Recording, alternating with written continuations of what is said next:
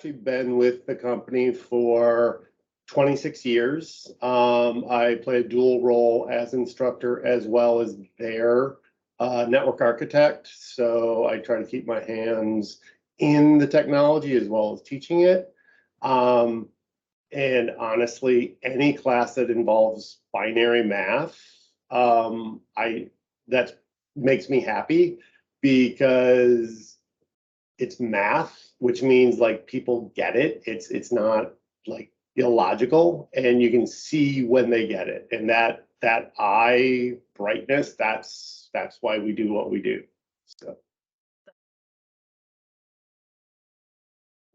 if you're going to a physical test center, go early. As a matter of fact, to reduce anxiety, go a week before, the day before, find out where it is. You know, how do I get there? How many times do I have to transfer? Or if I am driving, where do I park?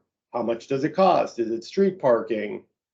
Look for all those alternates, because the last thing you want to do is increase your anxiety because you're running late.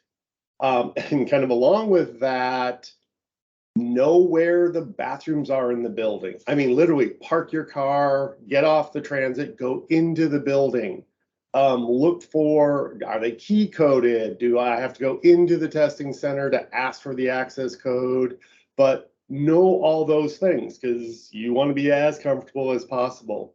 If you can, which I actually recommend, I would walk into the actual testing center and like walk up to them if it's not overly busy and just say, hey, I'm taking an exam here in 3 days and I'm going to be taking this type of exam.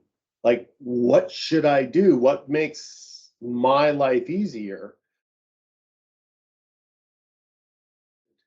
Now, if I'm doing it online, so you don't have to go for checking out the physical facility, but spend some time looking at the testing center's requirements for taking a virtual test.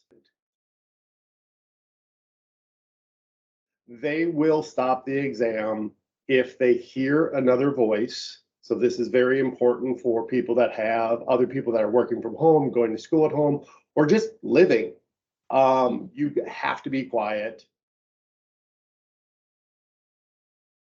If your exam is for noon, they say, hey, come in at like 20 minutes to, maybe even a half hour before.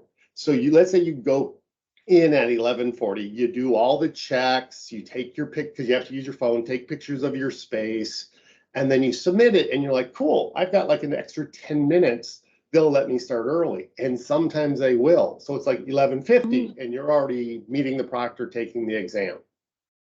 Other times, they have up to 20 minutes after the start of your exam to join. Wow. And you have to sit there from basically 11:50 for a half hour, and you have to stay on camera. You can't really spend a lot of time looking away. You cannot touch your phone. I've actually had students that have grabbed their phone after like 25 minutes, like 15 minutes after the start of their exam, and all they're doing is they're going to get ready to call the test center and say, like, what happened? Oh, okay. And then they failed the exam because they touched electronics. Oh. It's going to sound strange, but don't cram the night before. Get a good night's sleep. And then again, like just 1 hour before, don't wake up at 4 a.m. and start studying. That's not going to help you. Get a good night's sleep as much as possible, and then really right before that exam, sort of get into the flip through the notes and stuff. Kind of helps bring you in. You're settled. You're like, okay, I forgot about that. And it kind of helps you mentally prepare for that exam. So good night's sleep, a quick 45 minutes to an hour of flipping through your notes, clicking through the highlights. If you're on the electronic format, that's the idea. Don't try to learn anything new. That ain't worth it. So again, no matter what vendor you're using, for your certification exam, they will be using a third party. The most common one, as an example, is a company called Pearson VUE.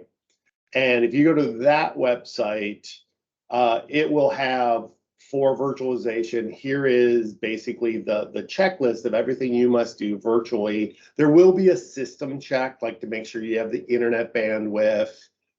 They really like when you're physically cabled, but not a lot of people have that today.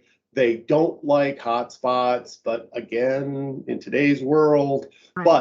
but yeah, there is and they'll have like video documentation for it and stuff like that. So there is resources out there. Just go to the testing agency itself.